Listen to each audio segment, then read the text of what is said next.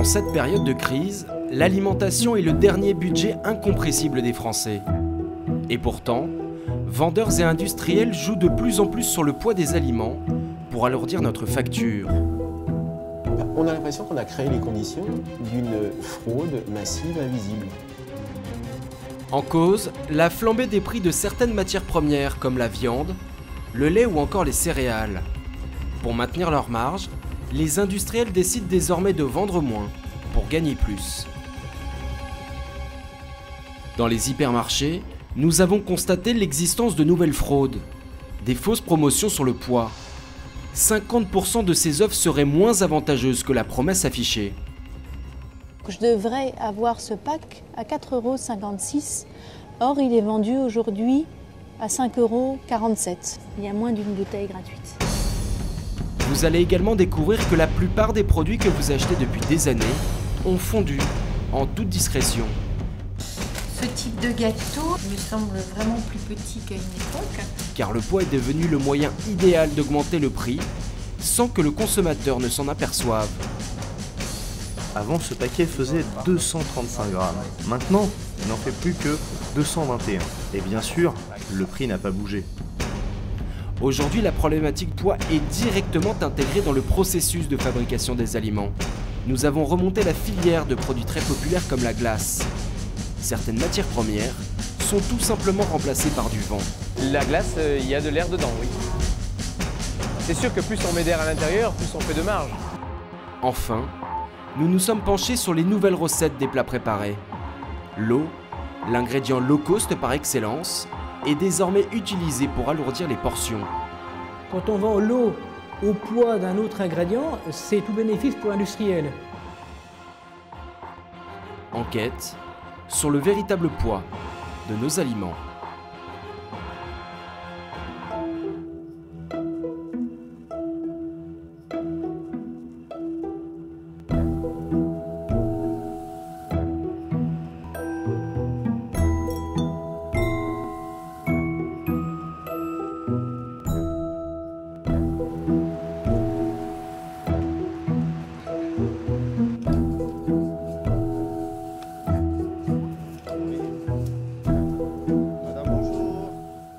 Cette cliente souhaite acheter 4 côtes d'agneau, une des viandes les plus chères de la boucherie.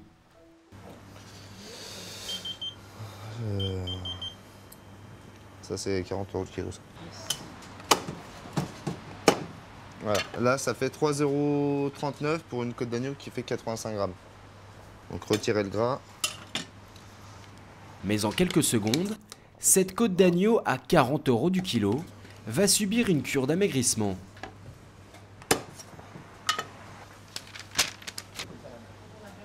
On a perdu 40 grammes, soit une perte d'1,60 €. Voilà. 1,60 € de gras que cette cliente a payé, mais qui finiront à la poubelle. Mais lorsque le poids réduit, le prix lui augmente. En repartant avec seulement 160 grammes de côte d'agneau, cette cliente n'a pas payé 40 € le kilo, mais 75 €. Si vous allez au supermarché et que vous achetez de la viande sous cellophane, elle est déjà pesée et donc elle est vraiment au prix, on pense, on imagine qu'elle est au vrai prix et donc moins chère. Mais pour Sébastien le boucher, ceci est tout à fait normal. Voilà. En fait, on l'achète brute et donc les clients ils payent de la viande brute et ensuite on la prépare. C'est comme quand on achète un kilo de clémentine, on achète un kilo de clémentine avec la peau même si on la mange pas. Ce qu'il oublie de dire, c'est que ses clients payent déjà une différence avec le prix de la viande brute.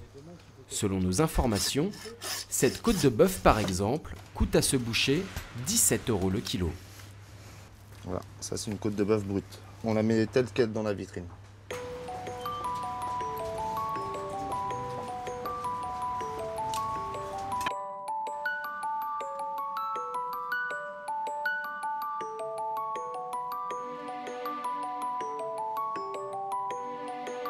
Merci, au revoir madame, bonne journée.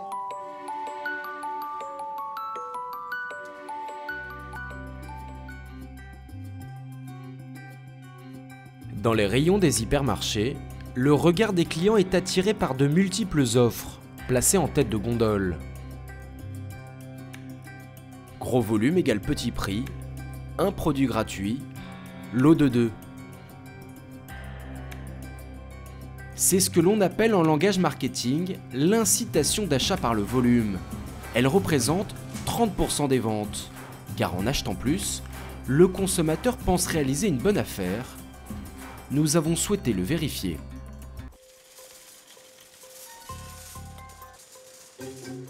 À 55 ans, Gaëlle est une consommatrice particulièrement vigilante. En bonne mère de famille, elle se méfie des offres trop alléchantes. Lot de 3 lardons fumés à 600 grammes, donc c'est 3 fois 2, ça. Gaëlle ne note pas les prix affichés mais le prix au kilo. Une information obligatoire présente sur chaque étiquette et qui va permettre à la mère de famille de comparer les promotions avec les produits au tarif normal. Pour les trouver, elle doit souvent parcourir des dizaines de mètres dans les rayons. Donc 1,59 le paquet, 7,95 le kilo.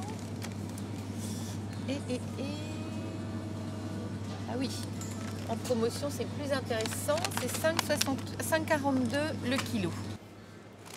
Cette méthode peut paraître fastidieuse, voire inutile, surtout pour des promotions. Et pourtant, c'est loin d'être toujours le cas. Alors, pour les 2 paquets, sont vendus à 6,39 €, ce qui fait le kilo à 12,78 €.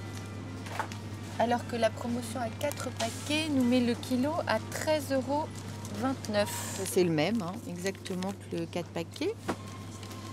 Là, il y a un problème. Dans cet hypermarché, le café en promotion est finalement plus cher que la version classique. Gaëlle va découvrir le même problème sur ce lot de 4 boîtes de thon.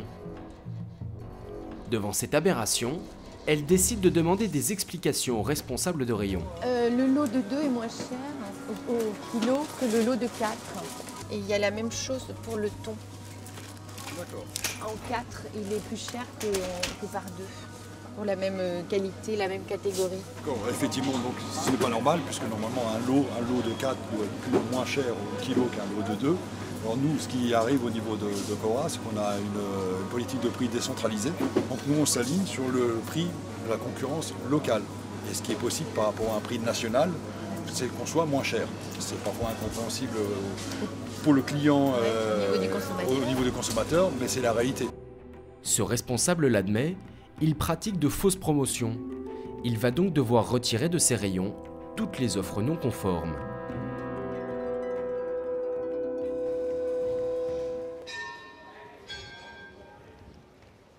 Les offres promotionnelles, c'est la bête noire de la répression des fraudes. À Rennes, 2 inspecteurs de la DGCCRF, Bénédicte Schmitt et Michel Guerrier, en ont fait leur combat. Là, il y a aussi le plus 15% gratuit. Ça, c'est la même chose. Hein. Sur le pamplemousse rose.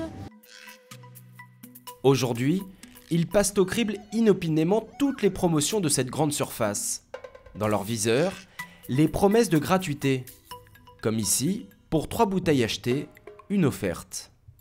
Une bouteille à l'unité qui est vendue 1,52 €. Et donc de l'autre côté, vous avez 3 bouteilles plus une gratuite. Donc si je multiplie 1,52 € par 3, cela fait 4,56 €. Donc je devrais avoir ce pack à 4,56 €. Or, il est vendu aujourd'hui à 5,47 €. Il y a moins d'une bouteille gratuite. Selon ces agents de la DGCCRF, plus d'une offre de gratuité sur 2 ne respecterait pas sa promesse. On constate assez souvent que la gratuité réelle est inférieure à la gratuité indiquée. Parfois même, il n'y a aucune gratuité. Et dans des cas extrêmes, le produit est plus cher. En droit, ces fausses promotions sont considérées comme une pratique commerciale trompeuse. Ce magasin risque jusqu'à 187 500 € d'amende, mais dans les faits, les condamnations sont plutôt rares. En 2010, 391 supermarchés ont été pris la main dans le sac, mais seuls 12 d'entre eux ont été condamnés.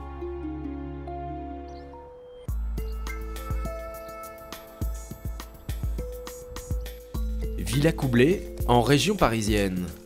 Gaëlle, la fameuse consommatrice qui démasque les offres frauduleuses, rentre de ses courses.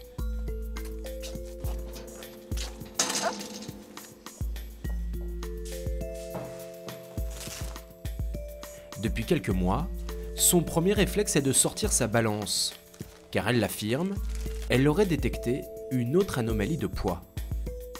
Je repèse les aliments que j'ai achetés parce qu'il m'est arrivé de constater que le poids ne correspondait pas exactement. Donc de temps en temps, je m'amuse à vérifier si les grammages correspondent à ce qui est indiqué. Pour ce paquet de saumon par exemple, le poids net affiché est de 180 grammes. Pour le repeser, Gaëlle va donc enlever l'emballage. J'utilise toujours ma balance de la même façon, donc je mets un petit plat que la balance se prend en compte, en mémoire, elle se remet à 0 et ça va nous permettre d'avoir le poids du saumon qui est de 165 grammes au lieu des 180 grammes annoncés. Il y a quand même 15 grammes de différence, c'est important sur 180 grammes, ça fait presque 10%. Puis vous imaginez... dans la production industrielle, 15 grammes par paquet, c'est énorme à la fin de la chaîne. Gaëlle va également constater un écart de 10 grammes sur ses saucisses. Elle décide alors d'appeler le service consommateur de la marque pour avoir des explications. Il se peut qu'il y ait eu un dysfonctionnement, si vous voulez. Normalement, c'est calibré, si vous voulez, elles font toutes la même taille et normalement toutes le même poids. Après, il se peut qu'il y ait eu des dysfonctionnements sur la machine de calibrage. Quoi qu'il en soit, je fais remonter l'information à l'usine et puis je vais me permettre de prendre vos coordonnées pour pouvoir vous envoyer un courrier avec un dédommagement pour ce produit. Très bien. La balance de cet industriel serait défaillante. Ce qui est étonnant quand même, c'est que ça semble normal. Ça n'a pas eu l'air de la surprendre du tout en fin de compte. Ces quelques grammes en moins pèsent en réalité très lourd. Ce fabricant de saucisses vend 70 millions de paquets chaque année. S'il manquait 10 grammes par unité, l'opération pourrait rapporter jusqu'à 3,5 millions d'euros par an. Vendre moins que le poids affiché est une pratique de plus en plus répandue. Car depuis quelques années, les industriels font face à une flambée du prix des matières premières. En 10 ans, le prix de la viande a augmenté de 83%. Le lait a bondi de 113% et les céréales de 152%. Tout cela a eu un impact direct sur le coût de fabrication dans l'agroalimentaire.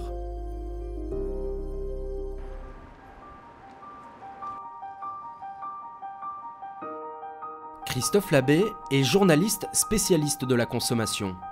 Selon lui, en temps de crise, augmenter les prix est une manœuvre très risquée pour les industriels. On essaie de rester dans une fourchette et on adapte en fonction du cours des matières premières. Et dans ce schéma-là, la triche sur le poids, pour certains, est une variable d'ajustement. C'est une fraude qui rapporte en bout de chaîne, à grande échelle, sur l'ensemble de la production et qui rapporte beaucoup. Dans un contexte où chaque gramme vaut de l'or, certains industriels n'hésitent donc pas à se mettre dans l'illégalité en réduisant le poids de leurs produits. Pour lutter contre cette fraude, l'État a créé une brigade, la Directe. Sa mission, contrôler les instruments de mesure, comme les balances, au sein des usines. Bonjour monsieur.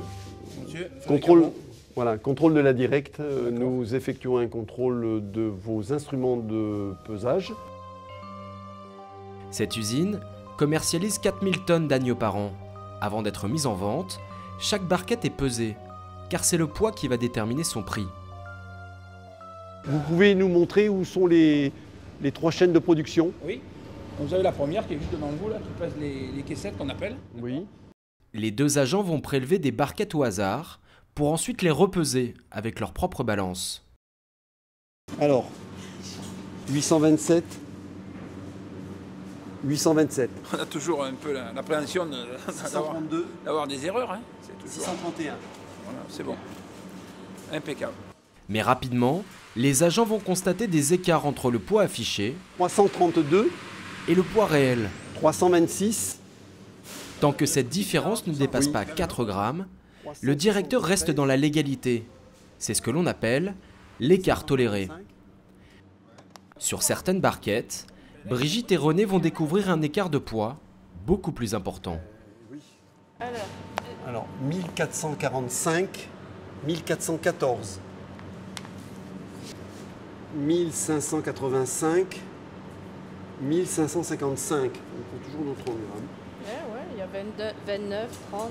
Le lot que nous contrôlons, on a 30 grammes d'écart au déficit du consommateur. Le cinquième, 1470, 1439. Un écart significatif, toujours le même, et toujours au détriment du consommateur. Ce sont les signes caractéristiques d'une fraude. Visiblement, le directeur prend ça à la légère. Ça peut arriver, je veux dire, rien n'est infaillible dans la vie. Vous connaissez quelque chose qui est infaillible? Non. Donc voilà, donc là on constate, on n'a rien caché, ni rien à cacher. L'écart de poids est 6,5 fois supérieur à la limite autorisée. Les inspecteurs vont maintenant chercher à estimer l'ampleur de la fraude. Vous avez vu que sur deux chariots, oui, vous avez un déficit systématique de toutes vos barquettes sur 30 grammes. Oui. Alors, par journée, vous avez une moyenne de combien de conditionnés? Oui. 400 kilos. 400 kilos. Oui. Le directeur semble enfin réaliser la gravité de la situation. Pour nous, c'est une... Vous savez, malheureusement, c'est une fraude. Je la reconnais, hein, je ne peux pas dire le contraire, et puis je ne me l'explique pas. En vendant des barquettes lestées de 30 grammes chacune, ce directeur réaliserait un gain illicite de 1 800 € par mois. Il risque jusqu'à 75 000 € d'amende pour tromperie sur la quantité. Ces pratiques sont donc très risquées. Mais les industriels ont plusieurs cordes à leur arc. Ils ont imaginé d'autres techniques, cette fois-ci tout à fait légales. À force de faire attention au poids de ses aliments, Gaëlle est devenue, malgré elle, une experte en la matière. Et voici ce qu'elle vient de découvrir sur des produits qu'elle consomme depuis des années. Oui, j'ai remarqué par exemple que pour ce type de gâteau, le diamètre a changé. Il me semble vraiment plus petit qu'à une époque. Et les contenants aussi des sirops alimentaires pour les goûter aussi ont particulièrement réduit. Mais je ne peux pas le prouver. Gaëlle n'est pas la seule à avoir remarqué ces changements. Une association de consommateurs française a examiné à la loupe les évolutions de quantité de certains produits. En 2008, ce paquet de gâteaux est bien passé de 330 grammes à 300 grammes. Pour que le consommateur ne s'en aperçoive pas, à l'intérieur, on retrouve le même nombre de biscuits. En revanche, c'est le diamètre du gâteau qui a été réduit. Le prix est resté identique. Cela correspond donc à une hausse de 10%. Des dizaines de produits ont ainsi subi un régime drastique. Comme ces tranches de jambon qui ont perdu 10 grammes chacune. Ces célèbres crèmes dessert ont également fondu. Les pots sont passés de 125 grammes à 115 grammes. Pour ce café, le fabricant a décidé de retirer 2 dosettes de ses paquets. Enfin, sous couvert d'un changement de packaging, l'industriel de cette sauce moutarde en a profité pour retirer 50 ml de produits.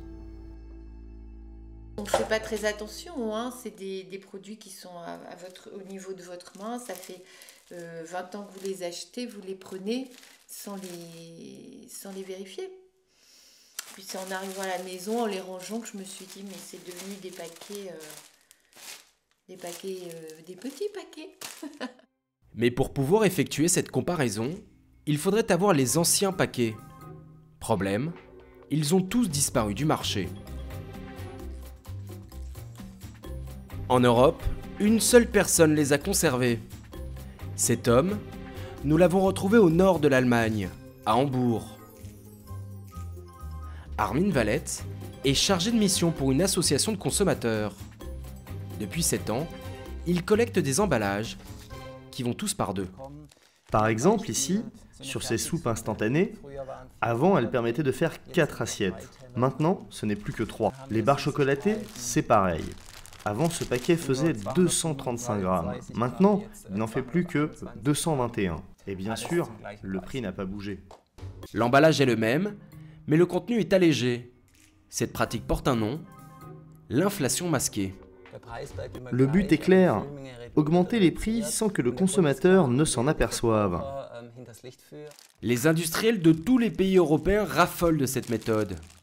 Depuis 2005, Armin a recensé plus de 500 produits concernés. Vous voyez sur ces sticks de café soluble, ici on a le même nombre de sticks. Sauf que regardez, là, maintenant, chaque stick fait 1,8 g, alors que l'année dernière, il faisait 2 grammes. Tous les jours, on reçoit des mails de consommateurs mécontents. Parfois, ça va jusqu'à 100 mails par jour.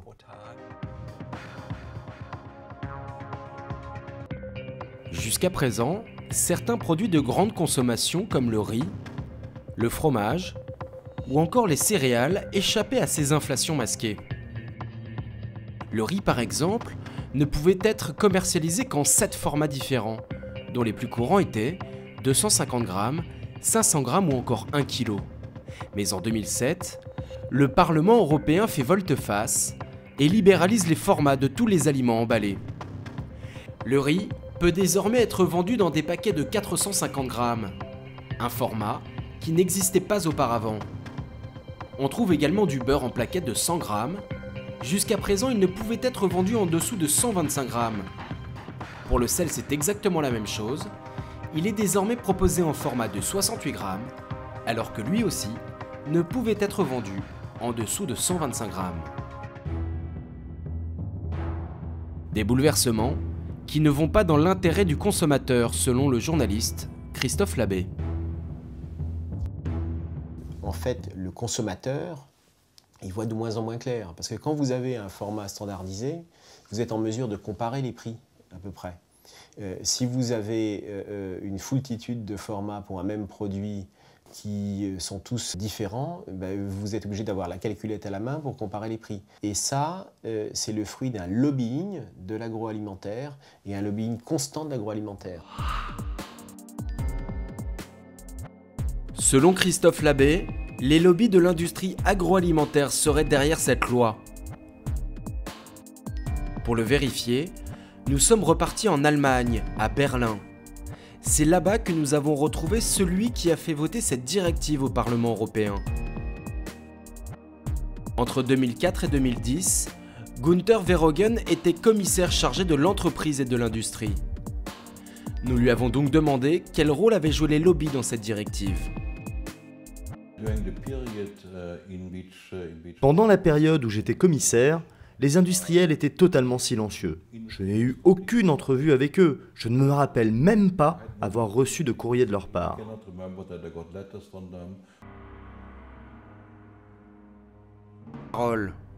Seulement 2 mois après la fin de son mandat, il participe à la création d'une société de conseil, dont les activités laissent songeur.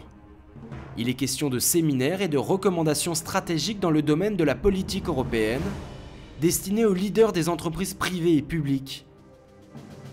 À l'évocation de cette société, Günther Verheugen change de ton. Je vais être bref. Si votre question est « Est-ce qu'avant ou après mon mandat de commissaire, j'ai eu des contacts avec des industriels qui ont des intérêts dans cette directive ?»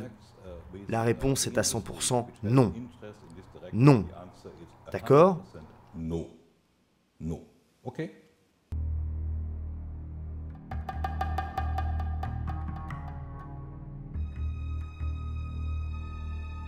Dans cette lettre au président de la commission, cette association anti-lobby s'inquiète des possibles conflits d'intérêts de l'ancien commissaire. La commission n'a pas donné suite à cette affaire.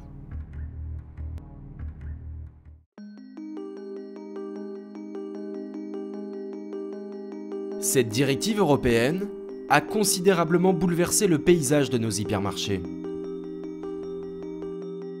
Aujourd'hui, une multitude de formats différents envahissent les rayons. Et ceux qui connaissent le plus de succès, ce sont les petits produits, car les prix paraissent alléchants, ils coûtent rarement plus de 2 €. Mais sont-ils véritablement avantageux ?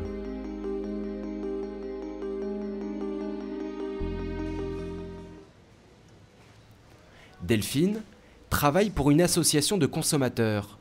Elle se méfie tout particulièrement de cette nouvelle vague de produits.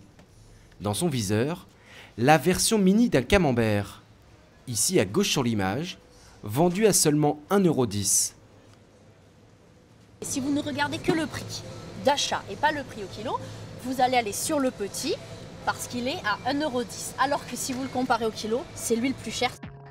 Et effectivement, le prix au kilo de ce petit camembert est de 7,59 €. Le format classique, de la même marque, ne coûte que 5,16 € au kilo, soit 50% moins cher.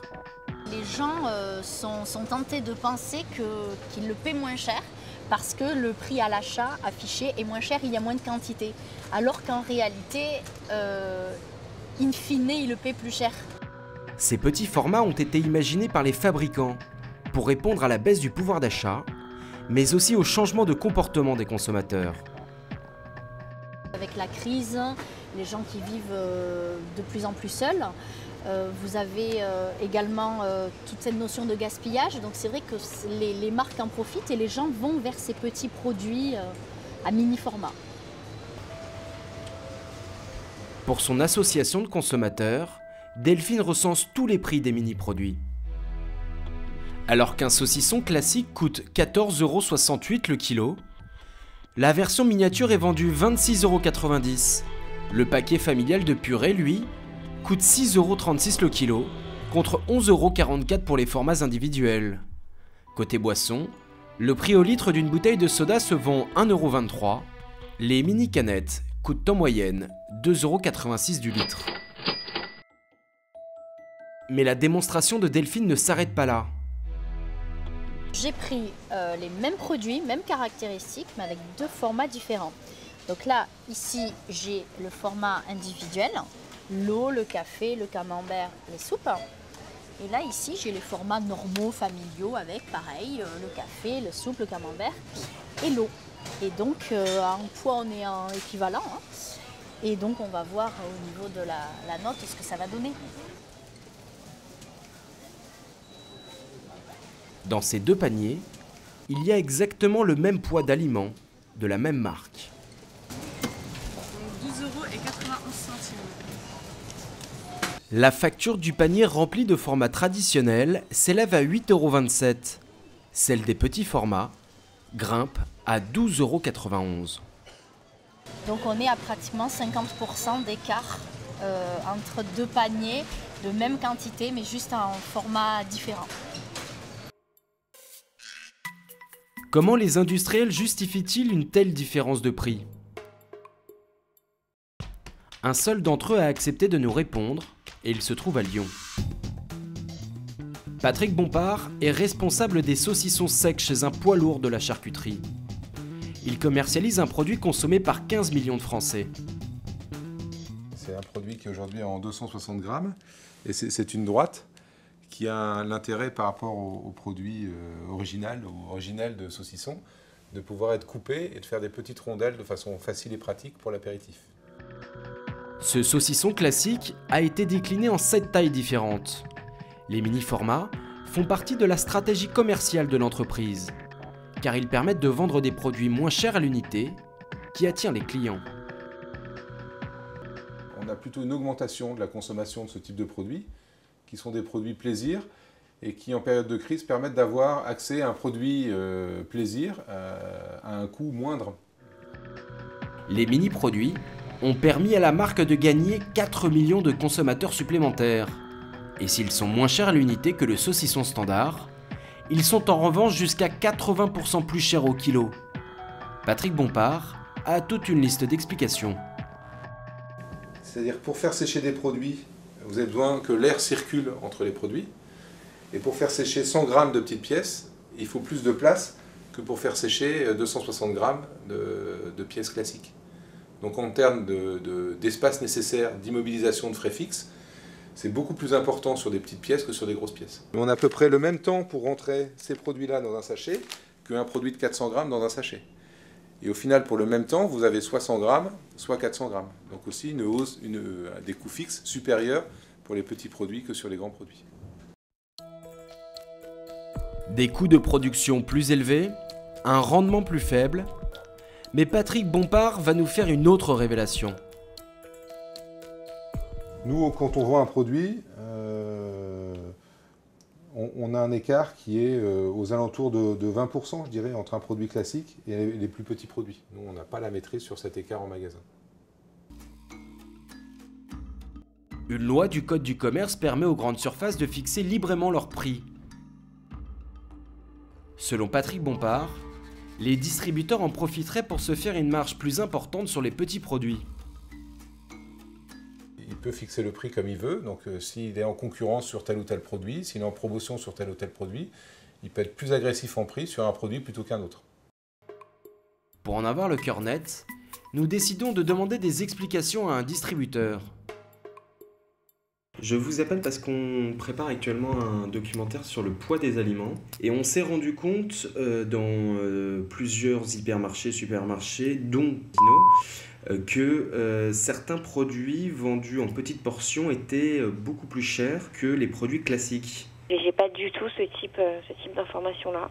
Je ne pourrais pas répondre directement à votre demande. Nous n'obtiendrons aucune réponse de la part de cette grande surface.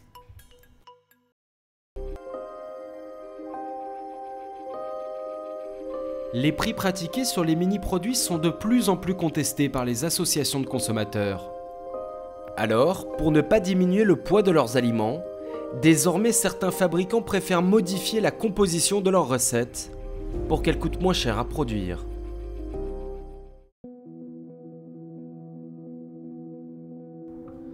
Carros, en Provence.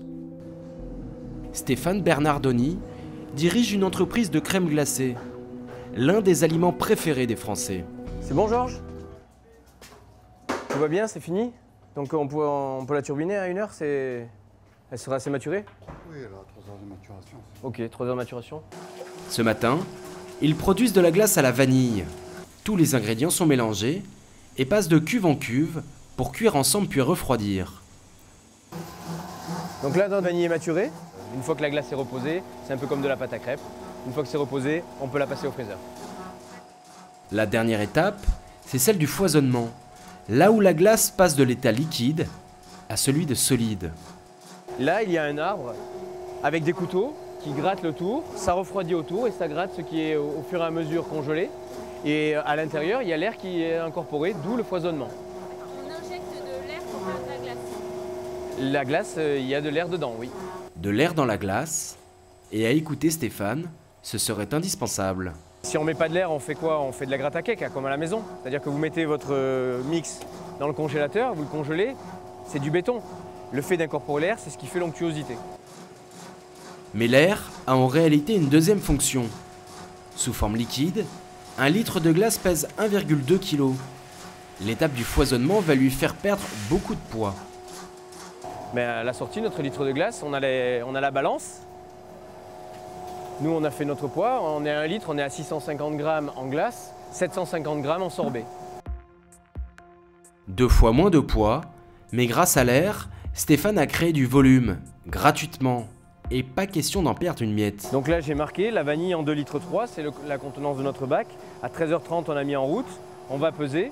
Ici, on a notre tableau, ce qui nous permet de vérifier au fur et à mesure. Là, on est un petit peu lourd, 1,762 kg. Voilà, donc on regarde, le 2,3 litres il devrait faire 1,5 kg.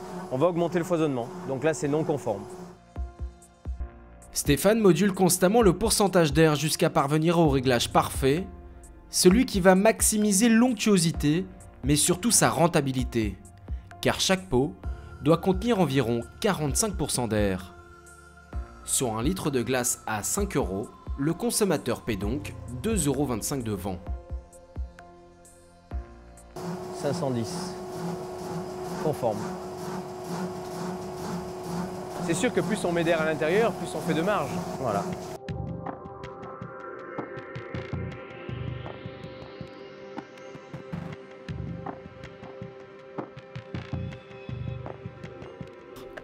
La loi l'autorise à mettre jusqu'à 50% d'air dans sa glace.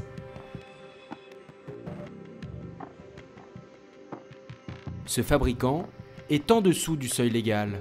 Ses pots de glace, il les vend 5 €, presque 2 fois moins cher que ses concurrents. Mais il y a moins d'air.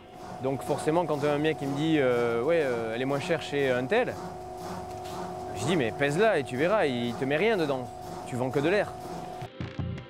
Si Stéphane Bernardoni remplaçait 25% d'air présent dans sa glace par les ingrédients traditionnels, le prix de vente d'un pot passerait alors de 5 € à environ 7,50 €, soit 50% plus cher.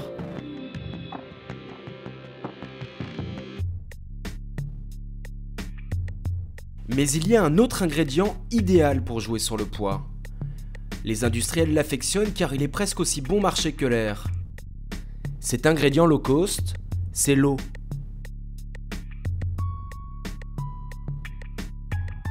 Christophe Labbé a longtemps enquêté sur son utilisation pour alourdir les recettes.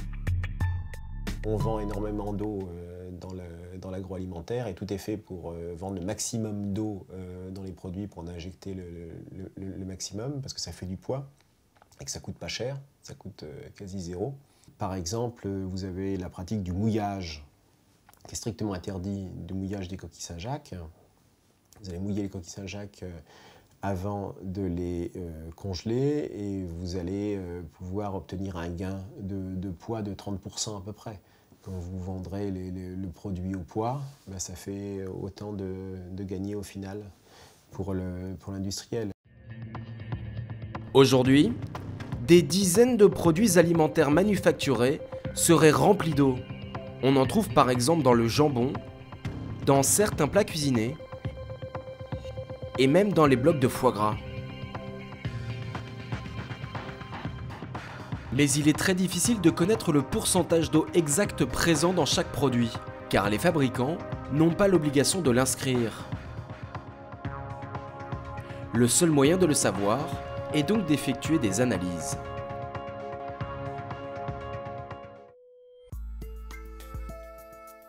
Laboratoire départemental du Morbihan. Nous décidons d'analyser différents aliments comme ces saucisses. Patrice Jacob relève un premier indice, l'ordre dans lequel sont placés les ingrédients au dos du paquet. Au niveau de la réglementation, pour l'étiquetage, il est demandé de faire un étiquetage décroissant, c'est-à-dire qu'on commence par les composés les plus nombreux en quantité dans le produit et on termine par les plus rares. Sur le plan réglementaire, la présence de l'eau en deuxième position signifie que c'est le deuxième composant le plus important dans ces saucisses. Pour analyser sa teneur en eau, la saucisse est broyée. Elle est ensuite mise dans une étuve pour que toute l'eau s'évapore. Les scientifiques comparent ensuite le poids avant et après évaporation pour en déduire le pourcentage d'humidité. Résultat, ces saucisses sont composées de 60% d'eau. Mais une partie est naturelle. On peut considérer que la viande de porc contient 70% d'eau, donc elle apporterait 40% de cette eau dans la saucisse. Les 20 autres % sont effectivement de l'eau qui a été ajoutée. Il y aurait donc 20% d'eau ajoutée dans chacune de ces saucisses. Cet ajout est légal, mais l'opération nécessite quelques notions de chimie. Car maintenir l'eau dans la viande n'est pas tout à fait naturel. Sur ce genre de produit, on a tendance à rajouter un petit peu d'eau pour gagner un petit peu en poids. Et pour fixer cette eau, on se sert de produits qui sont des polyphosphates. Donc ils fixent l'eau, ils les fixent sur les protéines. Dans la composition d'un produit, les polyphosphates sont aussi appelés E450, E451 ou encore E452. Ils sont présents dans certains fromages, dans des plats préparés ou encore dans le jambon. Ce qu'on voit ici, c'est de l'eau qui est ajoutée. On voit que ça suinte par rapport à la viande, parce qu'en fait, le rôle du polyphosphate ne dure pas forcément très longtemps dans le temps, et il finit toujours par relarguer. On voit les gouttes d'eau donc qui suintent un peu partout. On le voit bien sur l'emballage. À ce jour, les polyphosphates n'ont fait l'objet d'aucune étude permettant de connaître leur véritable effet sur notre santé. Ils seraient en revanche suspectés de causer une hyperactivité chez les enfants ainsi que des troubles digestifs. Le polyphosphate est l'additif préféré de l'industrie agroalimentaire, mais aussi le plus secret. Aucune marque contactée n'a souhaité nous en parler. Le seul à avoir accepté de nous montrer comment il s'utilise est un repenti de la profession. Alain Fournet est conseiller culinaire. Pendant ces temps, il a travaillé au cœur du système, au service du numéro 1 mondial de l'agroalimentaire. Son métier de l'époque, cuisiner des plats traditionnels à la sauce industrielle. Le métier, c'est tout d'abord de répondre à des briefs. L'industriel reçoit des briefs, internes ou externes. Progressivement, on doit aller vers des recettes qui coûtent de moins en moins cher, donc être le plus rentable possible pour l'industriel. Le chef va nous dévoiler les méthodes des industriels pour augmenter le poids des aliments. La cuisine prend alors des airs de laboratoire. Donc je tire de l'eau. Et voilà comment Alain utilisait les fameux polyphosphates. Seulement quelques milligrammes, mélangés à de l'eau, puis injectés dans du poulet à l'aide d'une aiguille. Si je le faisais industriellement, il y aurait deux façons de le faire, ou en injectant avec par machine, avec des grosses aiguilles qui piquent. Le poulet, c'est trop petit. Donc le poulet, lui, on le fait surtout par barattage. Donc quand on baratte du beurre, on remue, on mélange. Et ce sont des machines qui à la fois attendrissent et en même temps permettent à la viande d'absorber l'ingrédient qu'on veut lui injecter. Piqué à l'eau, l'escalope va alors gonfler de 12 grammes. Mais c'est à la cuisson que les polyphosphates vont révéler leur atout principal, et ça n'a rien à voir avec le goût. Un poulet contient naturellement beaucoup d'eau. À la cuisson, il va en perdre une partie, on va avoir environ peut-être 30% de son poids. Ces 30% représentent une perte sèche pour l'industriel. Alain va nous montrer comment les polyphosphates limitent cette perte. À droite, un morceau de poulet naturel. À gauche, un morceau piqué au polyphosphate. On voit déjà plus d'eau dans la partie qui a été non injectée, enfin sur laquelle je n'ai pas mis de polyphosphate. Et sur la partie où j'ai mis du polyphosphate, on voit déjà que le poulet ne rend pas d'eau.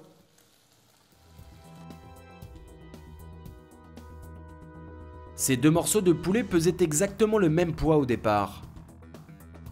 En ajoutant de l'eau et en retenant celle naturellement contenue dans la viande, Alain Fournet a réussi à augmenter le poids du poulet de 20 grammes. Celui qui ne contient pas de polyphosphate pèse 118 grammes, celui qui contient du polyphosphate 138 grammes, à partir d'une pièce identique, enfin de deux morceaux identiques, qui à l'origine faisaient le même poids. Mais Alain ne va pas s'arrêter là. Pour accompagner ce poulet, il va également alourdir une sauce tomate, grâce à une autre famille d'additifs. C'est un extrait d'algue, c'est ce qu'on appelle un alginate, qui peut faire partie des agents de charge. Les agents de charge, ça peut être aussi de la farine simplement, une fécule simplement, quelque chose qui ne coûte pas cher, justement pour apporter du poids dans une recette, et on va compenser un ingrédient que l'on a retiré, un ingrédient cher. L'alginate a la propriété de transformer l'eau en une sorte de gel. Elle devient alors un texturant idéal pour faire prendre du poids à une sauce tomate. Ici, la sauce sur laquelle je n'ai rien ajouté, et une sauce sur laquelle, qui est la même, sa sœur jumelle, sur laquelle j'ai rajouté un texturant, donc un agent de charge avec de l'eau. On a une sauce qui pèse un peu plus de 100 grammes de plus que l'autre, soit en gros 30% de plus. Pour finir sa démonstration, le chef va dresser deux plats avec des ingrédients identiques et pesant le même poids au départ. Au final, le plat contenant le poulet gonflé à l'eau et au polyphosphate pèse 7% plus lourd. Selon Alain, l'industriel pourra donc le vendre 7% plus cher. 7% plus cher, et c'est de l'eau. Voilà la différence qu'un industriel peut empocher chaque année sur des millions de plats en multipliant un seul plat par 7%. En parallèle, il va donc pouvoir vendre plus de plats puisqu'il a préparé plus de sauce à partir d'un plat initial en rajoutant de l'eau texturée. Voilà comment Alain réussissait à minimiser les pertes et à augmenter le profit du géant de l'agroalimentaire pour lequel il travaillait. Je me suis toujours dit, je suis en train d'aider des gens à voler des consommateurs. Et ça, intérieurement, c'est assez difficile à assimiler. Le poids est donc désormais une variable d'ajustement indispensable pour les industriels afin qu'ils maintiennent leur marge, même en période de crise. Loin des aliments emballés des supermarchés, les commerces de proximité seraient peut-être le dernier refuge pour le consommateur. Merci monsieur, bonne journée. Et pourtant, les primeurs eux aussi ont développé des astuces pour vendre moins et gagner plus. Sur ce marché parisien, la balance de ce vendeur de fruits et légumes devrait être à 0, mais elle affiche déjà 20 grammes au compteur. Mais là quand vous pesez, il y a déjà 20 grammes dessus, non? Ah, c'est pour la tare. En guise de réponse, le vendeur répare son erreur d'un simple geste. Plus loin, un autre commerçant a une explication plutôt originale. Ah, mais là, si je peux me permettre, votre balance, elle est pas à 0? Des fois, rien que le vent, ça peut faire 10 grammes en plus. Oui. Et là, on peut rien faire contre le vent, simplement. En fait, ces vendeurs font payer aux clients le poids de leur plateau. Selon nos estimations, cela leur ferait gagner plus de 100 € par jour.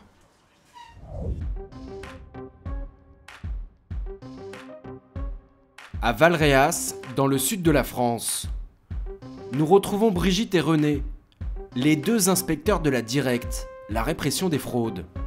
On commence là? Ouais, donc ok, par là. Allez. Comme dans l'usine de viande, ils vont vérifier la conformité des balances. Bonjour monsieur la Directe, on vérifie votre balance. Donc déjà, il faut vérifier qu'elle parte à 0. Donc là, elle est bien à 0, la balance, elle a bien été mise à 0. Donc là, on pose 1 kg, on a vérifié qu'à 1 kg, elle était bonne. On essaye à 2 kg. Et bon, la balance affiche bien 2 kg, donc elle est juste. Comme eux, ils sont 800 agents dans toute la France à surveiller de très près les balances des commerçants. On peut voir votre vignette? Les instruments qui sont utilisés pour les transactions commerciales doivent avoir une vignette verte en cours de validité. Donc la limite de validité, l'année est marquée là, donc 2013. Donc c'est le mois, c'est avril. C'est avril 2013. Donc on vérifie que cette vignette est toujours en cours de validité. Le contrôle, il doit être fait tous les 2 ans. C'est comme le contrôle technique de nos voitures. Si votre contrôle technique est dépassé, vous êtes forcément en infraction. Une vignette périmée, c'est le risque que la balance soit déréglée, au détriment du consommateur. Selon ces agents, un commerçant sur 10 utiliserait une balance non conforme. Et sur ce marché, ils viennent d'en repérer un. Bonjour. Le service métrologie de la Directe, monsieur. Nous contrôlons votre balance. Vous avez le carnet métrologique de la balance? Le carnet métrologique, c'est le carnet de santé de la balance. Tous les contrôles effectués sur l'instrument y sont consignés. La dernière vérification, elle date du 16-10-2009. Donc ça veut dire que depuis 2009, la balance n'a pas été vérifiée. Alors qu'il faut qu'elle soit vérifiée tous les 2 ans. Le problème, c'est que je l'ai téléphoné au gars qui s'occupe des balances directement, parce que ça fait plus de 15 jours que je l'ai téléphoné. Mais lui, il n'était pas là. Voilà, il s'était occupé à la foire à Lyon. Mais avec des balances non contrôlées depuis 3 ans et des vignettes périmées depuis 10 mois, le commerçant est en infraction. Les agents n'ont donc même pas besoin de vérifier que les balances soient justes. On refuse les 2 balances qui n'avaient pas été vérifiées et nous dressons procès verbal à monsieur en lui remettant un bulletin de refus et un avis de procès verbal. Ce commerçant risque jusqu'à 450 € d'amende. Et en attendant, il lui est interdit de se servir de ces balances non conformes. Donc la vignette verte n'est pas encore de validité, donc on colle une vignette rouge marquée Direct sur la vignette verte. Bon, on lui laisse finir son marché. Demain, il ne pourra plus s'en servir. Et bon, après, il prend le risque que si la gendarmerie passe ou si quelqu'un le trouve, on lui prenne sa balance, on lui emporte sa balance. Aujourd'hui, que ce soit chez les petits commerçants ou dans l'industrie agroalimentaire, le poids est devenu un enjeu économique majeur. Mais pour le consommateur, ces grammes remplis d'eau, d'air ou de vent, payés au prix des aliments, risquent un jour d'être lourds à digérer.